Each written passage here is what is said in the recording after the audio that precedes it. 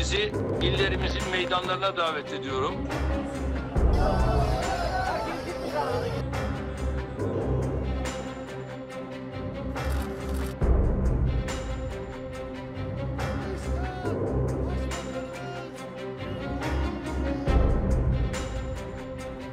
Hello and welcome to this special edition of the Newsmakers with me, Imran Garta. It's been 1 year since an attempted takeover of the Turkish government.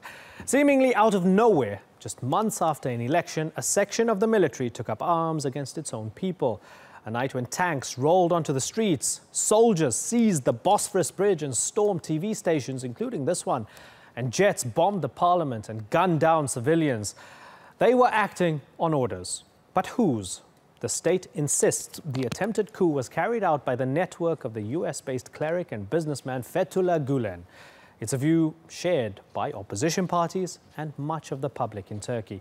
But he denies any role. So what evidence is there for his involvement? We begin our discussion with this report from Yvette McCullough.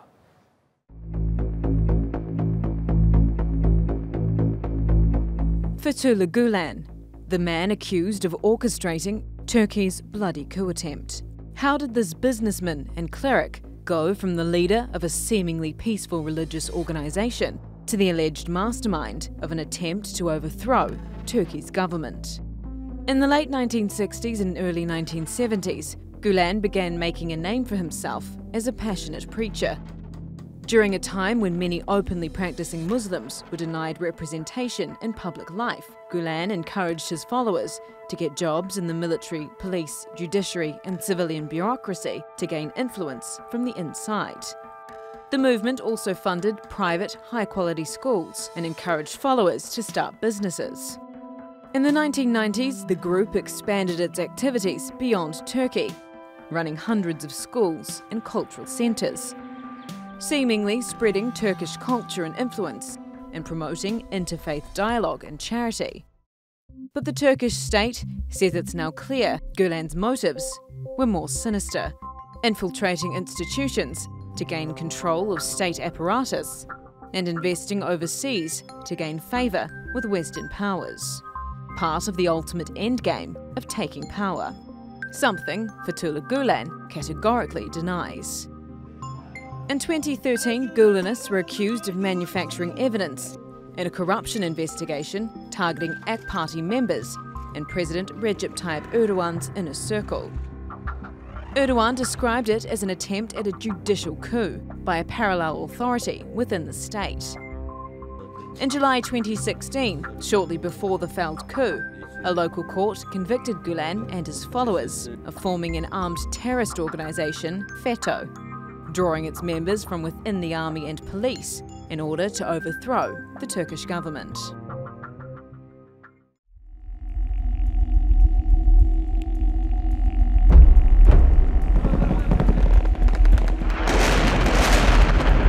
Fethullah Gulen denies any involvement in July 15th's coup attempt.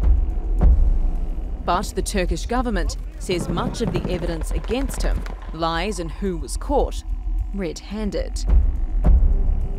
On the night of the coup, well-known Gulenists were caught or known to have been at key sites. Theology professor Adil Oksus, thought to be one of the main coup plotters, was taken into custody near Akinci Air Base on the night of the coup. Security camera footage also shows another civilian and known Gulenist, Kemal Batmas, at the Akinci Air Base on the night of the coup. Just days before the coup, Oksus and Batmas travelled on the same flight back from the US. On the night of the coup, plotters took over TRT broadcast, forcing the presenter to read a statement. Türk Silahlı Kuvvetleri daha güçlü bir ilişki ve işbirliğini tesis etmek maksadıyla yönetime el koymuştur. Security footage also shows other known Gulen associates fleeing the TRT building in Ankara on the morning of July 16th. Gulenists were also found to be directly involved in the evening's combat, with a police officer, once dismissed because of suspected Gulen links, Mithat Aynanca, caught by civilians inside an army tank. To the state, the evidence against Gulen and his followers 1 year since the coup attempt is clear. Yvette McCullough, The Newsmakers. Okay, to discuss this, I'm joined now by history professor Adam McConnell. He also writes about Turkish news and politics. We've also got Hakkı Öcal, a political editor at Turkey's Milliyet newspaper, and in Ankara, Özlem Çağlar Yılmaz. She's the coordinator at the Association for Liberal Thinking. Thanks, all of you, for joining us. Hakkı Öcal, let me begin with you first.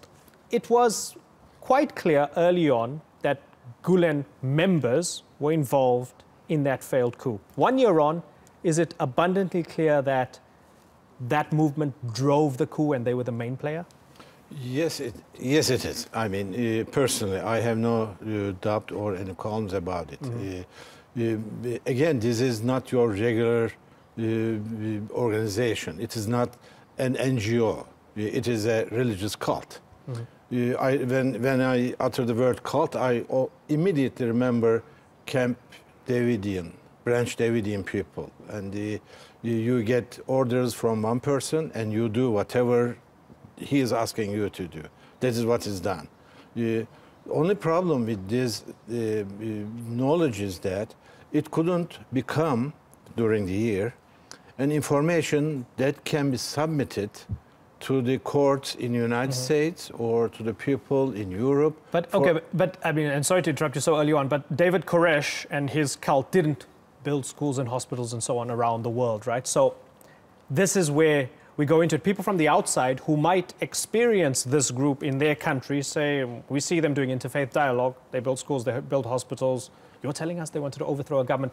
Tell me the difference between that kind of international outreach and a group that would want to do a coup here. Again, in the first years, before the coup or anything that we now know, were known, I used to compare this organization to Opus Dei or Jesuits in Europe. Right. They are doing good work But there's another side to the coin. But there's another side. I mean, I personally, like 1 million other people, defended the rights of graduates of religious seminaries to attend the universities, regular universities. And also I defended the right of people from any sect, any religious sect in Turkey, to become a policeman or officer in the army or anything. But I always assumed, like everyone else, that when you join the army, you were getting your orders from your commanders within this hierarchy of the army. But now we know that they used to get their orders from one, say, high school teacher in some remote town. That was the ABI? Or that was the ABI, that was the right. structure of see. this organization. We know all these now. We documented them. In the courts, I mean, there are testimonies, there are other prosecutors' papers, but they are not in the form and shape that could be accepted in the law of court in Europe, in the United States. Understand. Okay, so Özlem Çağlar Yılmaz, tell me how this movement managed to infiltrate the state on so many levels to the extent that they almost pulled off a coup d'etat. How did that happen? Well, this group has been active and chosen to infiltrate in the bureaucratic state organizations for about 30 years. So to understand them, it's important to understand the political system of Turkey. So if you reflect the problem in Turkey or the struggle between two groups, or even, as they say, between two Islamist religious groups, that would be very misleading. So Turkey had a bureaucratic tutelage mechanism. After the Republican revolution, we did not have a competitive liberal democratic system. So the competitive political field had been surrounded by the bureaucratic institutions, and to restrict civil liberties, individual liberties, in freedom of entrepreneurship and free markets as well. So instead of going to a competitive system, for any group, it is much more preferable to infiltrate in the bureaucratic mechanisms. So this Gülenist group wanted to replace the earlier bureaucratic elites. They did not want to be open, transparent, and to go into competition with the other political groups.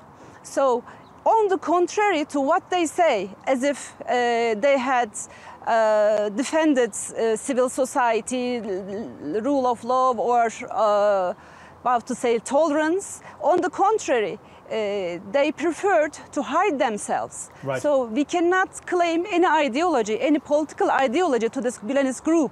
So they can change their, the members of this Gülenist group can change their identity as being a liberal, a socialist, a social democrat, a nationalist, a hardcore socialist. So this had been their method to infiltrate in not only in the bureaucratic institutions. So Hakkı Öcal and you also mentioned about the service institutions, the education institutions, hospitals, etc.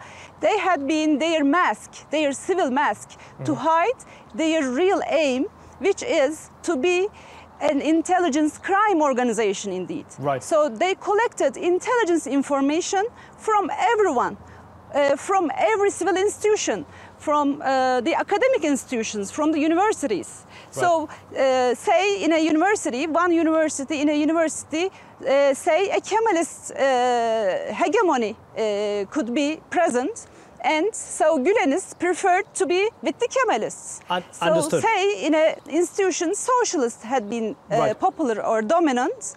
Okay. Yeah, so they adapted. Preferred. Yeah, so they adapted. So the other issue that So okay. if you allow me to just come in, I just want to go to Adam because there's something interesting Yes. here. So- Because from the Turkish society, and my apologies, Özlem, from the Turkish society's perspective, people here generally know how they work. But there's been a frustration, Adam, because there seems to be this disconnect as Turkey tries to articulate the threat, Okay. particularly, Adam, to say the United States when they want the extradition of Fethullah Gülen. Because it's hard to have hard evidence that maybe there was a call from Pennsylvania, right? There's no paper trail, there's no document or whatever. In order to meet these extradition requirements, the United States is saying, give us something hard. They might not at the moment consider it enough. Whereas we see Turkish politicians tearing their hair out of frustrations here saying, aren't we giving you enough? Tell me about that disconnect, Adam. Well, I think the disconnect comes from the fact that this cult, of course, has both a public and a secret face. When I first came to Turkey 20 years ago, as a teacher, I began to work in the educational sector. And immediately I came into contact, because I was working in a school that was apparently connected to Gülen's organization. And I came into contact with the Gülenist reality in the education sector. And at the same time, of course, there was a public perception of this group as, being an educational group, being involved in, this sort of very positive sector and trying to do good works. And then, of course, outside of the country, establishing schools in various countries.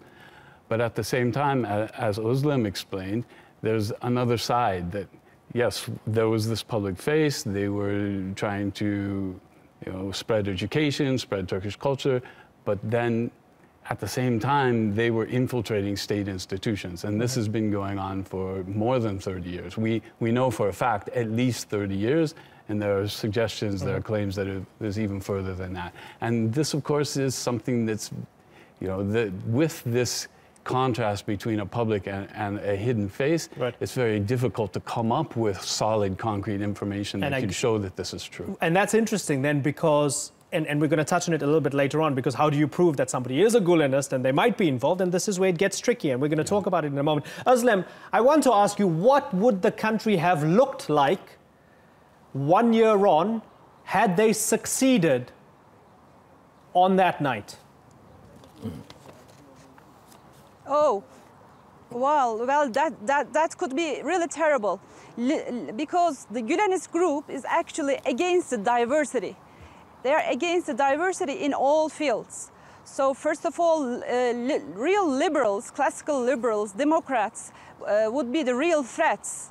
And those journalists, businessmen, academicians would all be prosecuted if they were not even killed, I could say.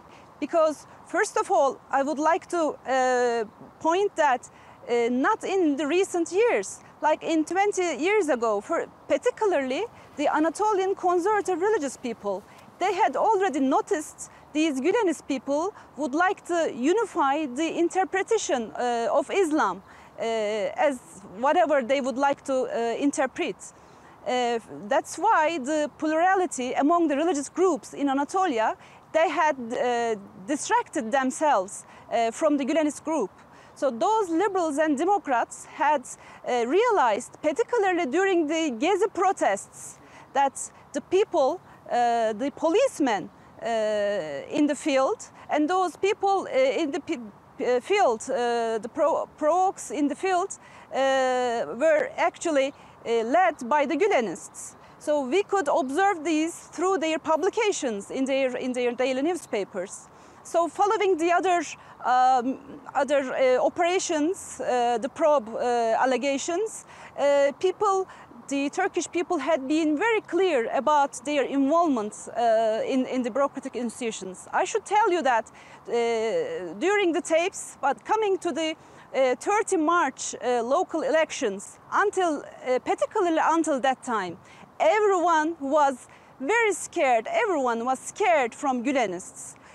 People were very afraid. Even civil people, local people, academicians were really afraid to criticize Gülen. Okay. But after the victory in the local elections in 30 March, people had gained confidence to criticize Gülen and the movement. Okay. So I would like to tell you that on the 15 July, even if Erdogan did not call people, people would react and pour in the streets. Right. Because I would like to tell you, it is not only to defend Erdogan or AK party, because people enjoyed the civil liberties, the liberalization of the country, and the prosperity that we gained in the recent 20 years of time. Understood. This government had started the confrontation and the reforms. Okay. So that's why people had been very alert to this group. Okay. So I would like to emphasize the plurality and the recognition of the people in Turkey. Understood. Özlem, it's been great having you on the program. And this is where I'm going to thank you. We're going to take a short break now. Hakkı and Adam, you stick around. But Özlem Çağlar Yılmaz, pleasure having you on the program. Thanks so much.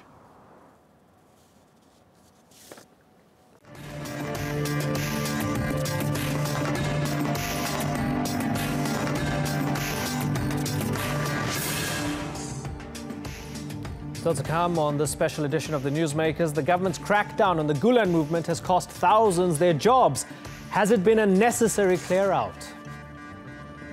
And how has the military handled the threat from within? We speak with a former Air Force colonel about the strength of the Turkish armed forces.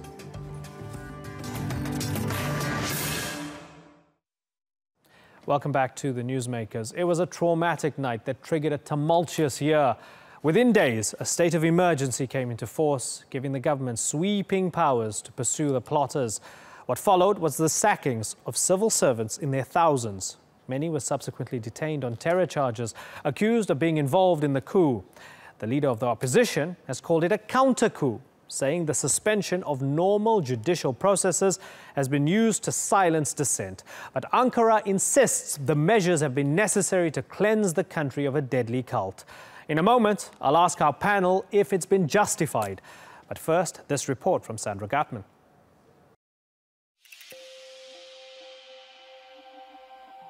In a country of 80 million people, finding those responsible for last year's attempted coup has been a daunting task, especially as the culprits are believed to be part of a network that secretly infiltrated Turkey for decades. The members of this terrorist organization had filtered all the public institutions and the key positions at these public institutions, such as education, health, national security, armed forces, judiciary.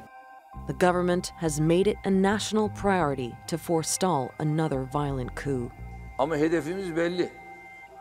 Nasıl bölücü terör örgütüyle operasyonlar Temmuz'dan bu yana devam ediyor, bunları yaptıysak, aynı şekilde bu da bir başka bölücü terör örgütü, bunun adı da Fethullahçı terör örgütü. High-profile trials began in May in a purpose-built courthouse to bring the coup plotters to justice. more than 200 army officers and 24 generals stand accused of ringleading the operation. So far, the number of institutional arrests include more than 3,500 members of the military, more than 9,000 police officers, and nearly 3,500 prosecutors and judges. The tens of thousands of arrests across Turkey since the failed coup have overwhelmed the legal system here. There's an enormous backlog of cases here at the Palace of Justice and other regional courts. But the Turkish government has also widened the net to include thousands of academics, journalists, and even teachers.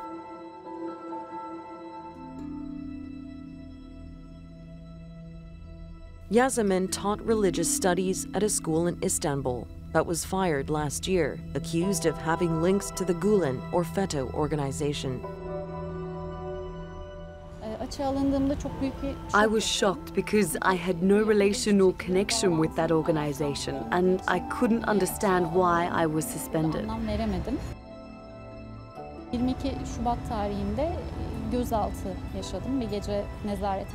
Then I went on trial and found out why I was let go.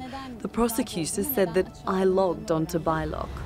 Savcı 15.09.2014 tarihinde Bylock girişi olduğunu söyledi. Bylock is a mobile messaging application, an encryption software allegedly used by members of the Gulen network.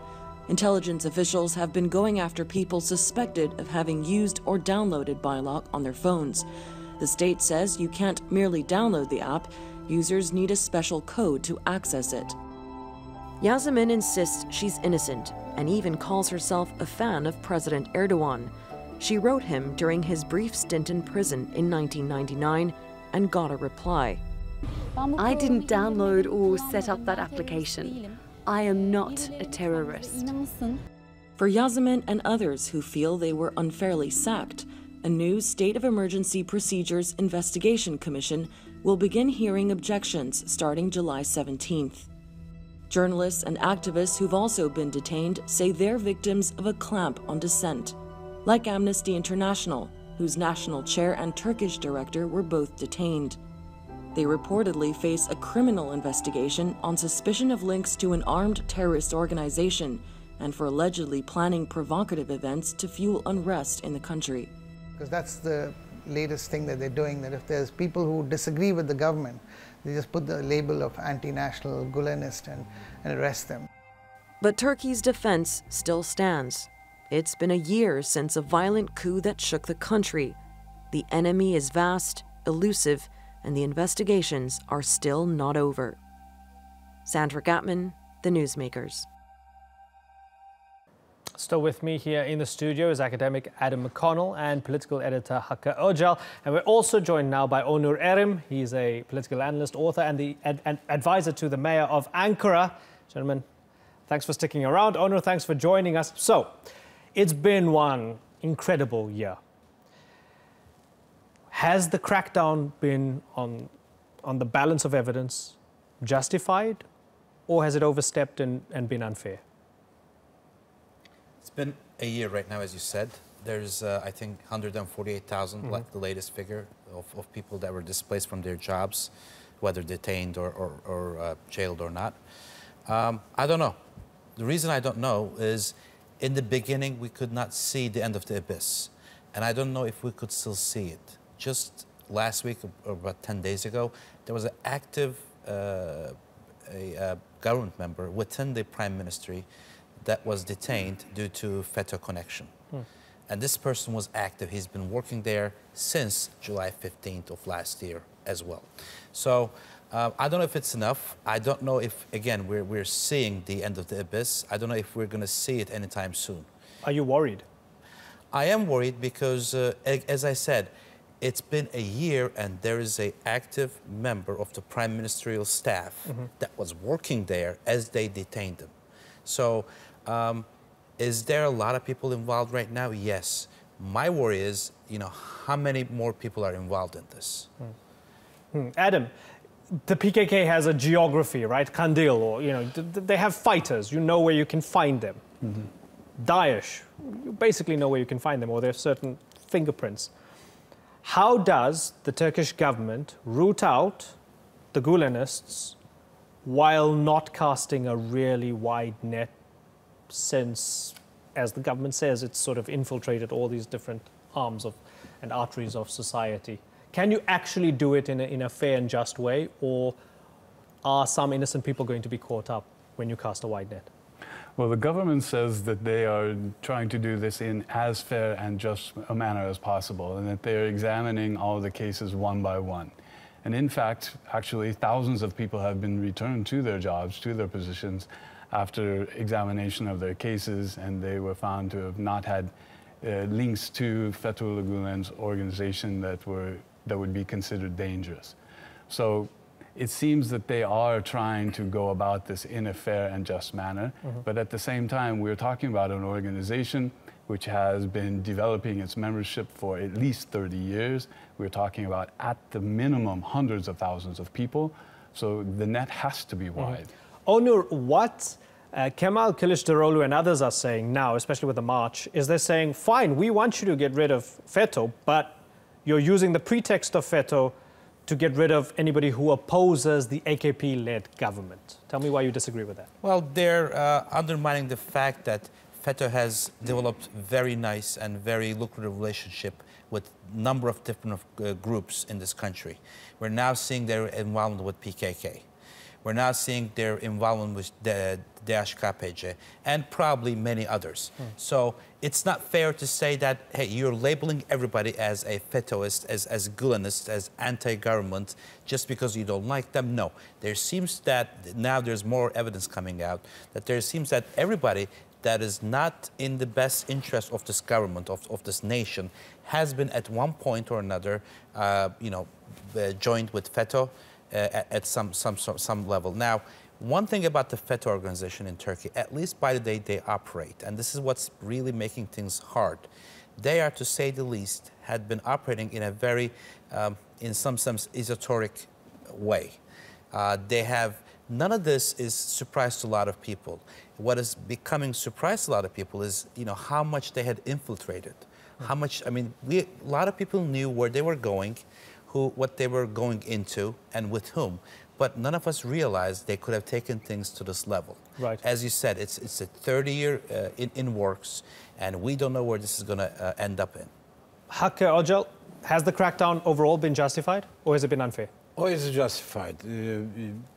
First of all, look at why government is doing this in the first place. Second, the declared proofs of involvement or attachment to this organization is not as arbitrary as Kılıçdaroğlu tries to make it look so. Is it clear, though? Is it clear to know someone when you know this person is definitely a Gülenist?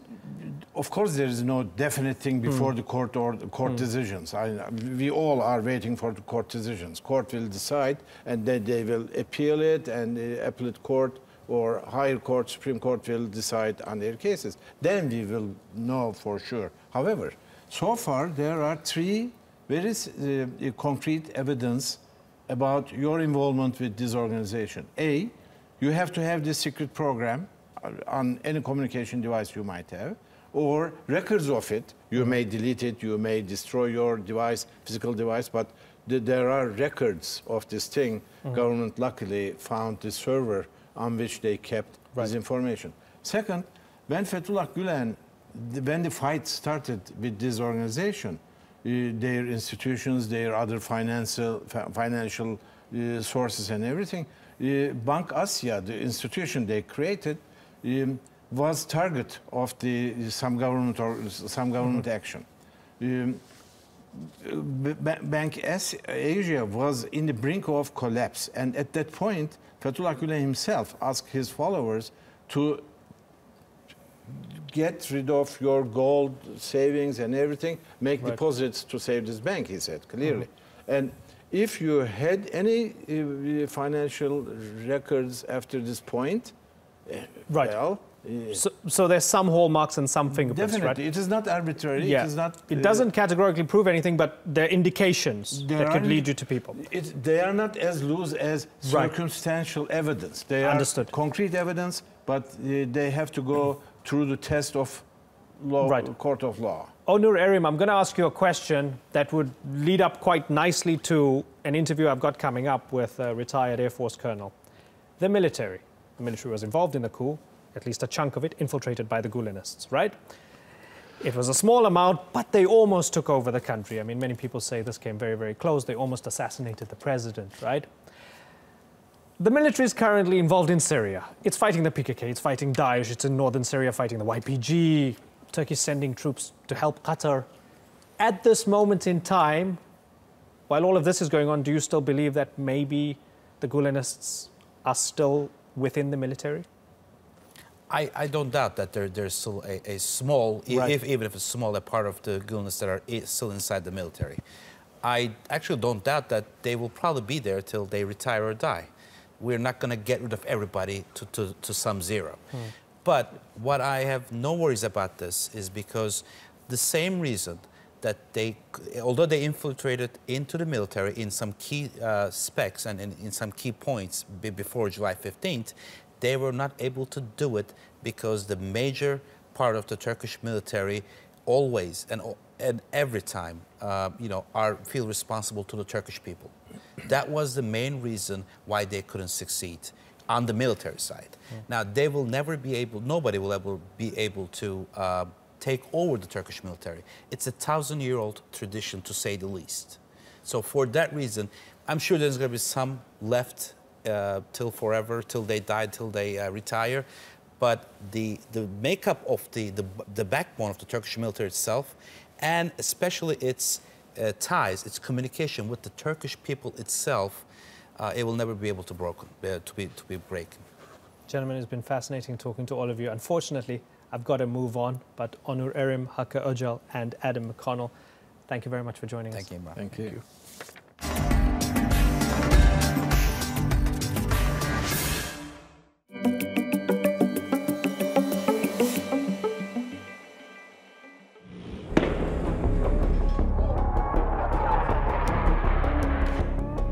İşte benim vurulduğum saat 12'yi 5 geçeydi.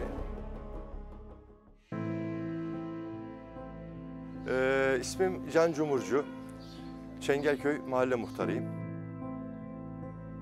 Şimdi 15 Temmuz akşamı mahallemin yukarıki sokaklarında bazı yerlerde incelemeler yapmaya çıktım.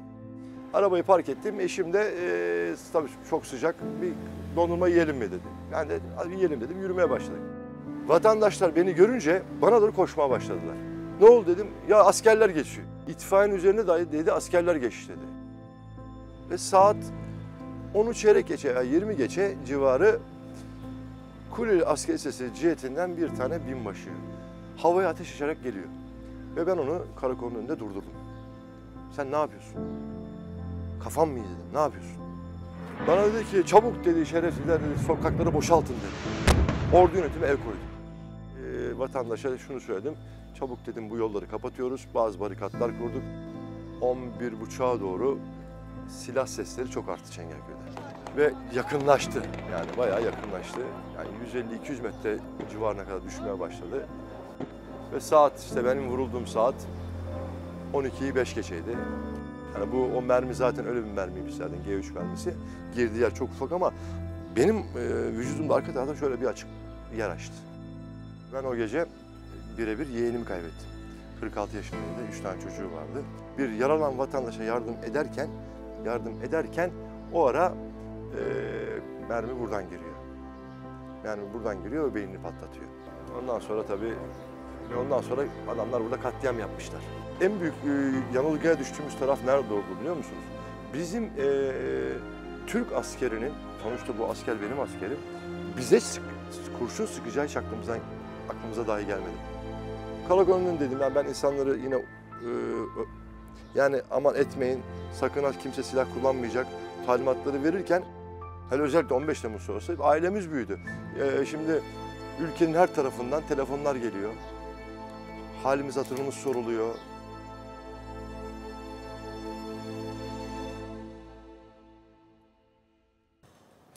On the night, thousands of military personnel left their barracks to try and seize control of the state, defying the head of the armed forces, the government and the nation.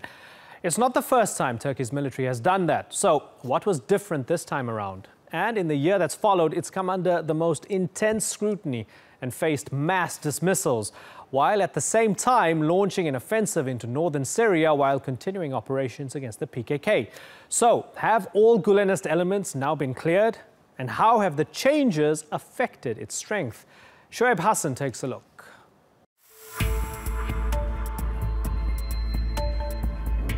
While outsiders were shocked by the events of the night of the failed coup, for many Turks it was a moment of déjà vu. That's why local experts say that there were aspects that did not fit in. They point to the lack of coordination and finesse, supporting the argument that this was carried out by a select cadre of officers. That's why many believe it was not supported by the entire army, and that's why it failed. Most of the younger generation was alive when the last military takeover happened in 1999. It was relatively bloodless. A group of generals issued a series of what they said were recommendations to the ruling Welfare Party, but they were also non-negotiable, and even accepting them did not save then Prime Minister Necmettin Erbakan. He was forced to resign and the Welfare Party was banned. The generals assumed power. They said it was to preserve the secular nature of the Turkish Republic as envisioned by founder Kemal Atatürk. It's a ploy that's been used 4 times to successfully overthrow an elected government. The first time was in 1960 when the army overthrew and hanged then Prime Minister Adnan Menderes.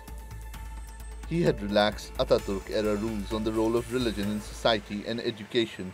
The military remained in power till 1965 to roll these back. And then it returned again in 1971 to stop the spread of what it called anarchy under the government of Süleyman Demirel. He was dismissed but was fortunate not to suffer the same fate as Menderes. Order under the gun was restored and a democratic government was allowed back in power, but only till 1980. That was when the military took complete control again, this time under General Kenan Evren. After the takeover, he said he did not believe the military had a role in governing the country, and then proceeded to rewrite the constitution, ensuring a permanent role for the army. It was ratified in a military-supervised referendum in 1982 and remained Turkey's guiding document till the 2017 referendum, the first time a directly elected government ratified a new constitution. Shoaib Hassan, The Newsmakers. Well, I'm joined now by retired Air Force Colonel Mesut Hakkı Jashin. He's a legal advisor to the Joint Chiefs of Staff of the Turkish Armed Forces and a professor of international relations at Özyeğin University. Sir, thank you very much for joining us. Good to have you on the program. It's been an extraordinary year and a lot of focus is on the armed forces. 1 year on, is it clear what percentage of the armed forces was infiltrated and involved in the failed coup? I hope we take a look at this military coup has been failed since the lack of the legitimacy. It is very critical. However, when you're looking in the thousands of the Turkish history, this is in the material in the accident in Turkish history. One of the reason is strategically we are looking like this: the FETÖ terrorist organization has failed the high-level command staff of the general army and pro-Kemalist and pro-democracy with fake the Balyoz and Ergenekon the movements in the trials. This means before this deadline of the activations, some people organize and they plan. However, they astonish the timing and they attack too early. On the other hand, the most important determination the Turkish army prevented the internal war with its decision and the calm and ambitious solemn manner, and therefore it was continued the democracy was in the Turkish nation. However, the Turkish army has strengthened itself from this failed coup. In other words, the leadership of Mr. Erdogan, when another side, the Turkish First Army commander, just under the control, he tried to control all the First Army group in Istanbul. The third reason in myself, these people couldn't accomplish to capture the Turkish General Staff headquarters. If they fail, if they accomplish, was different the solution. Another idea is, I emphasize to you, it was illegitimate. That means the Turkish Army, Air Force, and all the Navy didn't continue to do coups. This is very different than when you're looking 1960 and 98. This means Kenan Evren, when you're looking, they order all the army group has to join to this. Another idea, it is the pilot of the Mr. Erdogan, the former F-16 pilot, he accomplished the safety landed to Istanbul. And when you make the Mr. President and the explanation, he communicates to the Turkish nation, hey, call on the Turkish nation, and come on, and you defend the Turkish democracy. And that period of time, they lost the control and communicate with the people, and the Turkish nation defended it with the Turkish army. This military, the coup has been failed. Right. So there are more than 3,000 people from the military who were sacked from their position. Unofficially, some sources say it's more than 7,500. That's a lot of people, and lots of generals, very high-ranking people, were fired. Some are in jail, some already prosecuted, and have been tried. Now, when you look at that, my question to you, 1 year on, is the army still infiltrated possibly by the Gulen movement? Do you think that they are still within the army?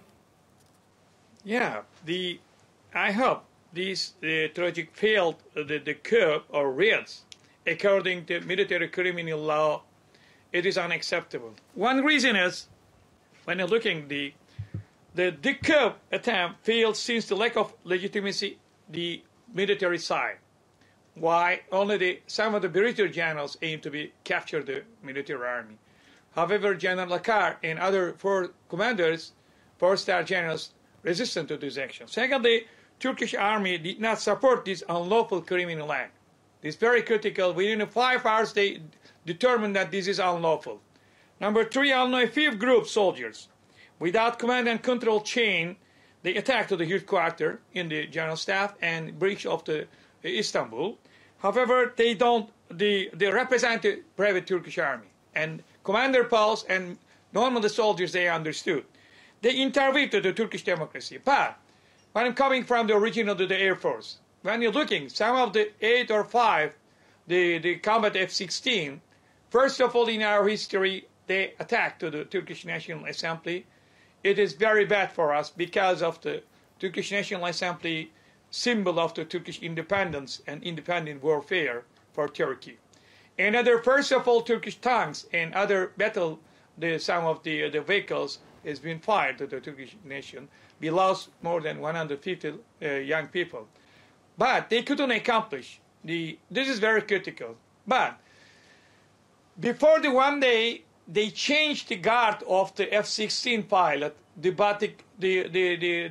scrambled aircraft, and they attacked the targeting. But the sergeants and other military commanders didn't give ammunition to them. What did they do? In order to give a sonic bomb, they attached to the Istanbul and Ankara to diving the big cities, the megapole, in order to make chaos in the international, the Turkish community. But it's very critical. That time, the injured base joined to the tankers to refill the aircraft. They refuel, but the brave pilots, they escort and they intercepted the airplane. That time, this air movement has been the fail. On the other hand, in a short time, the Murtat Air Base and the Akıncı has been controlled by the other commanders, and then they surrounded. This means a few people. As a result, when you're looking at the trail, all these people, between the 8,000 people. However, when you're looking at the Turkish army, it is third army after the U.S. and the UK and France, 1 million people. Only the 8,000 soldiers joined to this, and the people didn't represent the Turkish army. Right. In a short time, Turkey repaired this. Why? Strategically, it is impossible when another world army can the correction, the motivation again. We do the Jarablus motivation, in the operation in the out of the Turkish the borders in the Syria, and we fight the FETÖ terror organization. We fight the PKK terror organizations. I work in the military long time. In the history, first of all, the army is very successful in PKK operations. This means when you're looking the background, Turkish army historical, the background, motivation, command control, most importantly, historical, the people and army come together in order to defend the democratic principles. And if you'd allow me to interrupt you, sir, and I apologize for interrupting. My question then critically is, yes, it's a big army. These were only a few thousand people, and maybe that is why they failed. But now, given that Turkey has so many challenges in Syria, fighting the PKK, fighting Daesh, lots of challenges, do you still believe that the army might be infiltrated by Gülenists? That the army still might have a problem within? Yeah, it's a very critical question.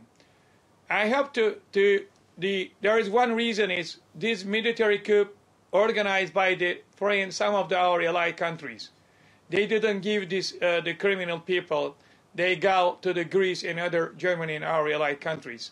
But originally when you're looking Turkish army in historical background, it is coming from the people of the army. This means normally the citizens can be going to the left of in the military the rank. This means all the time Turkish nation come together with the Turkish army. This is coming from such a look at it near the time just before we are joined to the NATO. We see this Korean War, we see the Cyprus operation, we see the Bosnia operation and the Afghanistan operation. Turkish army has a big traditional the background. In a short time, they motivate again. They go under the command control powers inside of the chain and reorganize its modernization. Today, the Turkey get very big lessons. We never see military coup again in the democratic side. On the other hand, most importantly, together, Turkish nation and Turkish army see this coup is against the Turkish national sovereignty and independence. If they can accomplish, Turkey immediately joined the one civil war, and worse than the Syrian civil war. A lot of people will die and then they kill each other. So just in a short time, within 5 or 6 hours, all the commanders, the soldiers, can understood it, and they resisted this illegal the military coup, and then they accomplished the control just in a short time. In the world, I work in the military, in the NATO and United Nations. There is no like one country just in a short time, 5 hours, can control so big organized military intending a coup. This means this is a big lesson for Turkey, and it's a big example for the others. Why? If they can accomplish this, Turkey will be one model, and they can do other models to our neighbors, such as in Iran, and we see in some of the operations in the terrorist motivations. Turkey fighting with the PKK, with the Daesh, and they accomplish, and then also working with the FETÖ terror organizations.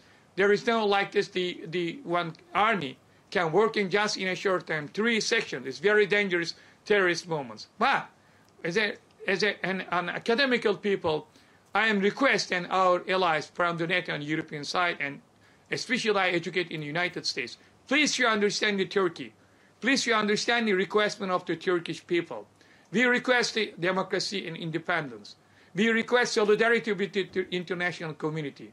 We are the modern and secular country and army. All the principles come from the Mustafa Kemal and its supreme. This means we are the part of the modernized society, and the Turkey is always support the United Nations peacekeeping operations. So this means the international community need to Turkey. Turkey need the international community inside of the solidarity in order to protect democracy and human rights and rule of law. It is very critical, I hope. Professor Mesut Hakkı Caşın, it's been good to talk to you. Thank you very much for joining us.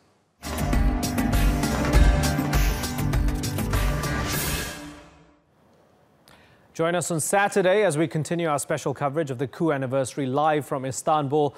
But that's all for this edition of the Newsmakers with me, Imran Garta. We'll leave you now with these scenes from the night that shook a nation. Thanks for watching. Bye-bye.